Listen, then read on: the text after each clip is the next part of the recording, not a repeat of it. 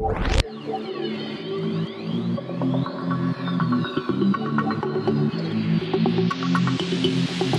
bonjour à tous, j'espère que vous allez bien. On se retrouve pour la troisième vidéo de la semaine avec aujourd'hui un marché plutôt haussier. On a le BTC à plus 4%, l'Ethereum plus 3,72% et puis des hausses un peu plus importantes du côté du VET et de l'Elrond avec du plus 7% et le Doge plus 9%.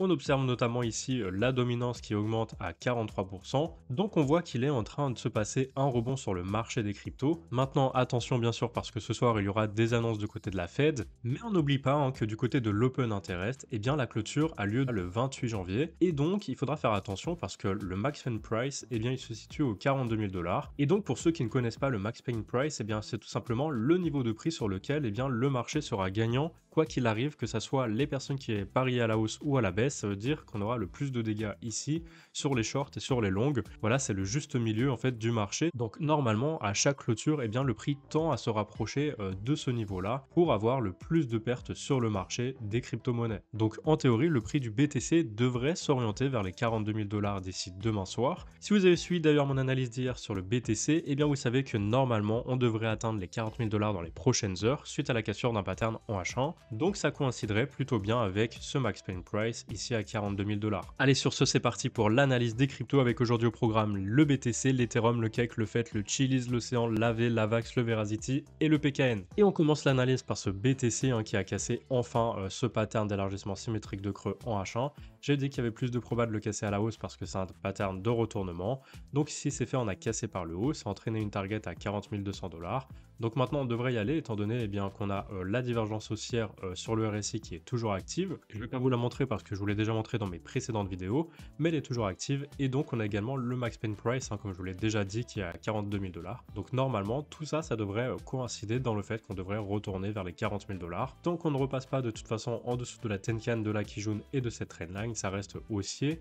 Et puis si on réintègre, et bien là on invalidera la target étant donné qu'on repassera à l'intérieur et on attendra une nouvelle cassure pour potentiellement repartir vers le haut. De toute façon ça reste haussier tant qu'on ne repasse pas en dessous du nuage. Si on repasse en dessous des 35 000 $, là attention parce que le nuage fera office de résistance et il entraînera certainement le prix vers un nouveau plus bas qui correspondra tout simplement à un contact sur le bas de ce pattern aux alentours des 31 500 $. Donc bien surveiller bien sûr la réintégration possible.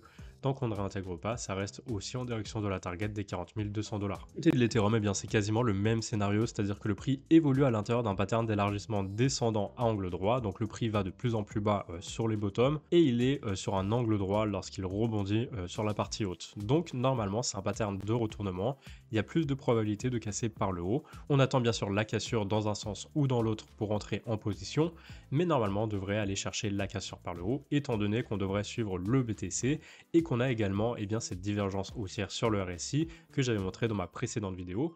Donc ici, ce qu'on attend, c'est la cassure qui enclenchera la target à 2925 $. Ça correspond à la hauteur du pattern reporté à l'endroit de cassure. Maintenant, on a la Tenkan là qui jaunait le nuage en support. Donc on est bien parti. Bien sûr, si on repasse en dessous, des 2300 $, là, ça deviendra compliqué parce que ce niveau fera office de résistance. Le nuage entraînera le prix vers un nouveau plus bas et normalement on devrait aller chercher le bas du pattern vers les 1967 $ environ. Du côté du cake, eh bien, on avait observé un range sur le H4 ici et j'avais dit attention, si on casse par le haut, on ira chercher les 16 $ et si on casse par le bas, on ira chercher les 7,50. Et bien on a cassé par le bas et on est allé chercher les 7,50. Voilà, on est allé un peu plus bas, mais la target a été atteinte. Donc ça, on peut le supprimer. Et maintenant, comme on n'a pas grand chose à se mettre sous la dent en H4, eh bien on va aller voir ce qui se passe du côté du H1. On va pouvoir relier les points les plus hauts du marché entre les points les plus bas du marché. Donc comme d'habitude, on prend une droite de tendance, on relie les sommets de cette façon et ça nous donne une cassure par le haut déjà d'une trendline. Et maintenant, on relie les points les plus bas du marché entre eux, donc comme ceci, et ça nous donne un triangle tout simplement qu'on a cassé par le haut. Donc ce triangle, pour calculer la target, on prend la hauteur à l'endroit de sortie. Donc de cette façon, je prends le rebond, je relie à l'endroit où ça a été cassé, et je prends cette hauteur que je reporte à l'endroit de cassure, donc ça me donne une target aux alentours des 8,20. Donc je reporte tout simplement une ligne horizontale ici, et donc ça me donne ma target, voilà, 8,16 on va dire, et on va attendre que le prix maintenant se dirige en direction de cette target. Bien sûr, la target sera invalidée si le prix repasse en dessous du nuage parce qu'il fera office de résistance et entraînera le prix très certainement sur le support ici à 6,51. Le fait, lui, il a cassé ce pattern en jaune, donc ça a entraîné une target à 0,36. Elle correspond à la hauteur du pattern reporté à l'endroit de cassure. Donc tant qu'on ne repasse pas en dessous du niveau des 0,31, eh bien ça reste aussi en direction de ce prix, étant donné que tout ça fait office de support. Et si on repasse en dessous, ça fera office de résistance. Ça devrait entraîner le prix sur le niveau à 0,25, qui est le prochain support. Du côté du Chiliz, eh bien c'est exactement la même chose. On a cassé un pattern à la hausse, ça a activé la target à 0,1890. Donc qui correspond à cette hauteur reportée à l'endroit de cassure. Donc tant qu'on reste au-dessus du niveau des 0,1668, eh bien on reste dans une tendance haussière en direction de cette target. Maintenant, si on réintègre et qu'on repasse en dessous, normalement on devrait être rejeté en direction d'un nouveau plus bas vers les 0,1474, puisque tout ça fera office de résistance. Donc pour moi, le trade se tente avec un stop loss en dessous des 0,1672. Du côté de l'océan, eh bien, on a cassé ce pattern par le haut, donc ça a activé la target à 0,64, ça correspond à cette hauteur reportée à l'endroit de cassure. On voit qu'on a un pullback intéressant ici qui devrait nous permettre de casser le nuage à la hausse. Maintenant, tant qu'on n'a pas cassé le nuage, attention parce qu'on peut toujours être rejeté. Si on est rejeté, eh bien, on invalidera la target sur le niveau des 0,56. Donc bien surveiller le niveau des 0,56. Si on recasse ce niveau, eh bien attention parce que la trendline et tout ça fera office de résistance. Et on ira chercher le support en direction des 0,48$. Le V, eh bien, il devrait retourner sur le niveau des 169 suite à la cassure de ce pattern par le haut. Donc on a pris la hauteur ici qu'on a reporté à l'endroit de cassure. Donc maintenant, en tant que le prix reste au-dessus de la Tenkan, de la Kijun et du nuage et de cette trendline, eh bien ça reste aussi en direction de ce prix. Si on repasse en dessous des 141$, eh bien on invalide cette target. Ce qui est important de voir, c'est qu'on a eu un pullback sur cette trendline, qui a été testé d'ailleurs plusieurs fois par le passé en résistance, et finalement qui a été consolidé ici à 2 reprises avant de repartir vers le haut, et la Shan qui valide le mouvement haussier. Donc normalement, on ne devrait pas avoir trop de soucis avec cette target là. Maintenant, si on repasse en dessous, bien sûr, de ce niveau-là, des 141$, eh bien, on devra aller chercher le bas du pattern vers les 122 environ. Le VAX lui a cassé ce pattern par le haut, donc ce qui entraîne une target à 74$. Ça correspond à cette hauteur reportée à l'endroit de cassure.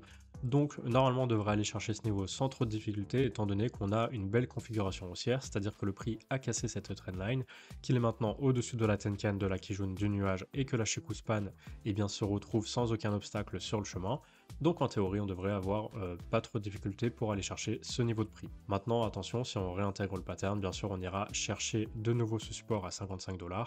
Et si on le casse, eh bien on entraînera une nouvelle target à la baisse. Le Verasity, eh bien il est en train de tester en cassure ce pattern par le haut qui est un biseau descendant. En général, il a plus de proba de casser par le haut, donc normalement c'est bon signe. Maintenant, on attend bien sûr la clôture pour voir si on rentre en trade ou pas. Si on casse par le haut, eh bien on peut viser les 0,234, ça correspond d'ailleurs à ce plat SSB. Et ensuite, on pourra mettre un stop loss en dessous du nuage, donc à 0,018, puisque si on repasse en dessous de tout ça, eh bien le nuage fera office de résistance et entraînera le prix aux alentours des 0,171. Allez, on termine maintenant avec le PKN qui est dans une belle configuration haussière suite à la cassure de ce W ici. Donc on a effectué un petit pullback sur le haut du pattern et maintenant eh bien, on est en direction de la target à 0,2888 qui correspond à la hauteur du pattern ici, reporté à l'endroit de cassure. Donc tant qu'on reste au-dessus de la Tenkan, de la Kijun et du nuage, eh bien ça reste une très belle configuration haussière avec la Shan qui valide le trade étant donné qu'elle est dénuée de tout obstacle. Donc normalement on ne devrait pas avoir trop de difficultés à aller chercher cette target. Bien sûr, si on réintègre le pattern et qu'on repasse en dessous des 0,2410, attention parce que ça fera office de résistance et on devrait entraîner le prix aux alentours des 0,2263 avec un risque de casser et de faire un nouveau plus bas. Allez, cette vidéo est maintenant terminée, donc si vous avez aimé cette analyse, n'hésitez pas à laisser un like et à vous abonner à mes réseaux sociaux, donc Twitter et YouTube. Sur ce, si vous avez la moindre question, n'hésitez pas à la poser dans les commentaires. Allez, passez une belle fin de journée, je vous dis à demain pour une nouvelle vidéo.